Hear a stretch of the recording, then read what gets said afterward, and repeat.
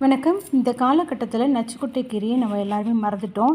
இதுக்கு பேர் லட்சக்கொட்டை கீரை, நஞ்சு கொண்டான் கீரை, சண்டிக்கீரை, நஞ்சுண்டான் கீரை என பலவிதமான பெயர்கள் இதுக்கு உண்டு.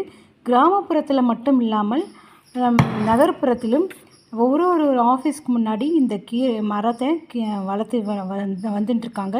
நிறைய பேருக்கு இதனுடைய இது தெரியாது. இதனுடைய பலன் என்ன பார்த்திங்கன்னா, உடலில் இருக்கும் நச்சுக்களை வெளியேற்றும் தன்மையுடையது. அது மட்டும் இல்லாமல் கெட்ட நீரையும் வெளியேற்றும். விட்டமின், தாது சத்துக்கள் நிறைந்து உள்ளது. இரத்தத்தில் உள்ள உப்பின் அளவை சீராக வைக்கவும் உதவுகிறது. இதனால் பல நன்மைகள் உண்டாகும். இரத்த சோகையும் போக்கக்கூடியது.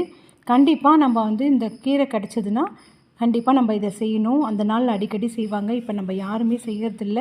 கண்டிப்பாக இந்த கீரையை கிடச்சதுன்னா நம்ம கூட்டாகவோ இல்லை சாம்பாராகவோ இல்லைனா பொரியலாகவோ செஞ்சு சாப்பிட்லாம். கண்டிப்பாக இதை சாப்பிட்டு பலனடையுங்கள். தேங்க்யூ.